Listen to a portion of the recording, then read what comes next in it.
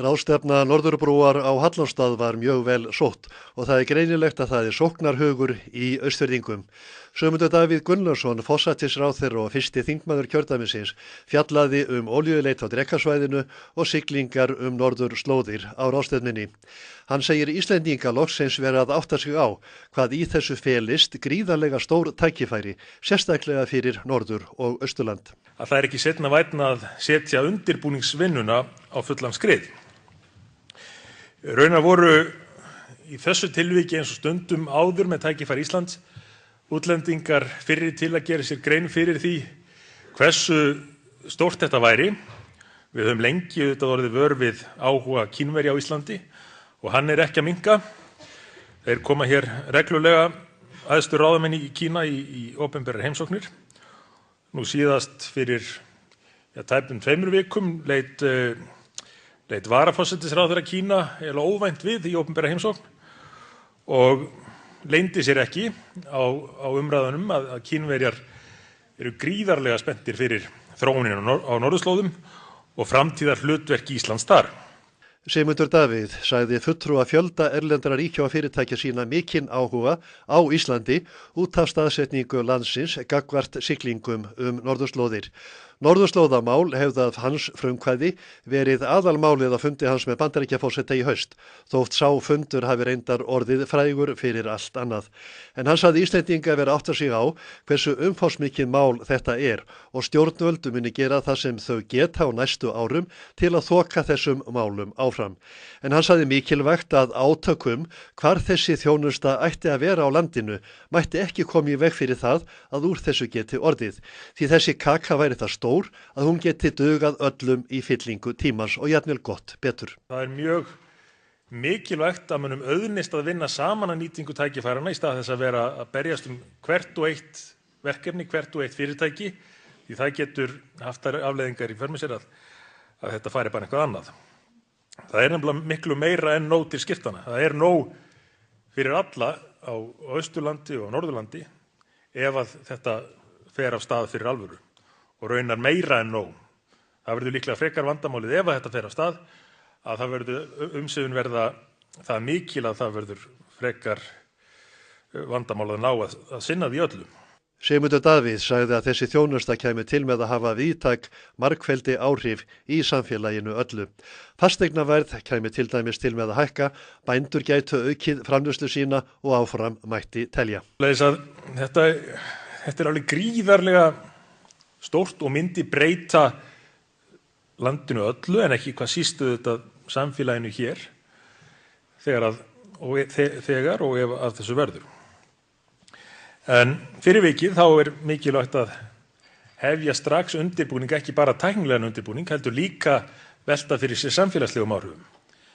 Því það miklu þægilegra að gera það áður en að allt fer á fullan skrið. Þegar menn geta í sæmilegri ró rætt hlutina en miklu hagsmunir og öru breytingar ekki að þvælast fyrir mönnum í skipulagningunni. Sigmundur Davíð segir tækifærin felast meðal annars í þjónustu við olíuleit á Drekasvæðinu og hins vegar við fraktsiglingar norðurslóðir sem opnast með bráðnun íss á svæðinu. Olíuleitin ein og sér getur að mati Sigmundar Davíðs opnað Austfirðingum ýmsar dyr. Ef að rannsóknir halda áfram að gefa til kynna það séu verulegar olíu- og gasauðlindir í íslenskri lögsögu, þá mun það eitt hafa áhrif á möguleikan á fjárfestingu og uppbyggingu í þessum landshluta, á fasteignaverði jafnvel, á fjárhag ríkisins meira að segja. Þau vaxtakjör sem Íslendingum bjóðast við fjármögnun þessara skulda sem við erum að reyna að greiða niður, þau ráðast af framtíðarhorfum í íslensku efnahagslífi og það ef að 320.000 manna þjóð væri komin með sterk rök fyrir því að verulegar olíu- og gaslindir væri að finna í lögsögunni og það myndi það væntanlega auka lánstraust landsins til mikilla muna og hafa þannig strax mikil bein fjárhagsleg áhrif. Þannig að bara það að menn hafi trúna og setji vinnuna af stað getur leitt til jákvæðrar keðjuverkun. En við höfum líka ástæðu til þess að vera bjartsýn varðandi siglingarnar. Þar reyndar hefur þróunin verið hraðari heldur en nokkuð grunaði. Jafnvel bjartsýnustu menn sem að fyrir 20 árum voru taldir nánast furðufuglar með undarlegar hugmyndir, þeir held ég hafi ekki spáð því að þróunin yrði eins hröð og raun hefur orðið.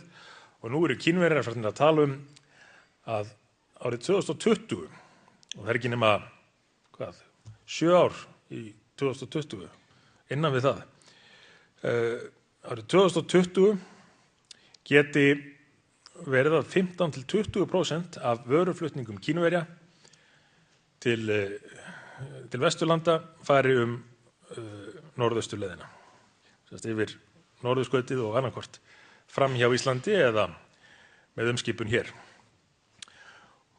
Allir útreikningar sýna að Ísland kjörstaður sem miðpunktur flutningaleiðana milli risamarkaðanna 3, milli Kína eða réttar sagt Austur-Asíu, Vestur-Evrópu og austurstrandar Bandaríkjanna.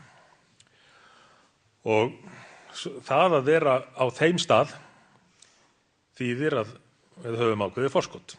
Sigmundur vísaði í þessu samhengi til Færeyja. Þótt ekki hafi fundist olía í þarlendri lögsögu hefur orðið mikil uppbygging í kringum leitina og eru Færeyingar til dæmis farnir að þjónusta olíuiðnaðinn í Noregi í miklu mæli. Sigmundur vísaði einnig til þess að Grænlendingar byggju yfir miklum auðlindum sem þeir höfðu í hyggju að línta. Báðar þessar þjóðir hefðu sýnt vilja til þess að vinna með Íslendingum umfram aðrar þjóðir. Þar að auki opnist ýmsir framleiðslu möguleikar í tengslum við siglingarnar norðurslóðir. Hér voru norskir rafmagnsbílaframleiðendur fyrir 2–3 árum. Það eru held ég 3 rafmagnsbílaverksmiðjur í Noregi, en þeir sögðu þá að Ísland væri að þeirra mati besti staðurinn fyrir næstu verksmiðju. Og það vegna þess að nú það að breytast sem að áður var mikil hindrun, hvað var það fjárfestingar á Íslandi, erlenda fjárfestingar eitthvað síst, að staðsetning landsins hentaði ekki til útflutnings. Miklu hagkvæmara að setja upp verksmiðju á Írlandi og geta farið þá beint þaðan með varningin til Bretlands eða í Hollandi, í miðpunkti samgöngukerfis Evrópu. En núna þetta samt að breytast og staðsetning landsins að verða mikill kostur.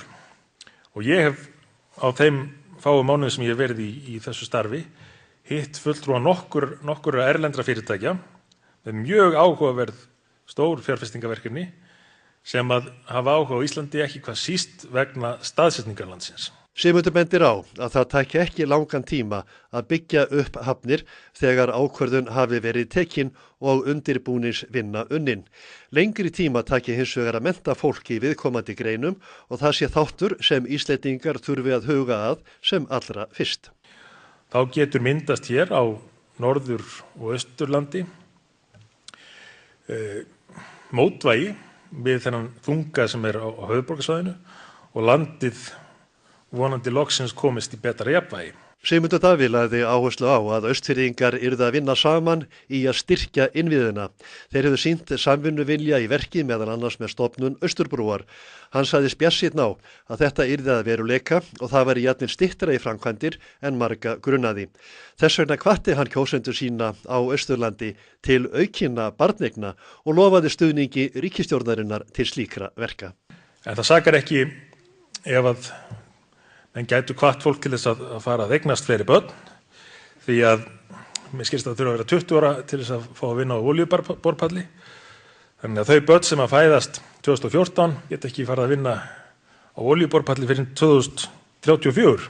Þannig að það stutt í þetta að við þurfum að hefja undirbúning fyrir alvöru á öllum sviðum og við hlökkum til að vinna þá vinnu með ykkur. Já, hann reglulega hjálpsamur maður, hann Sigmundur Davíð.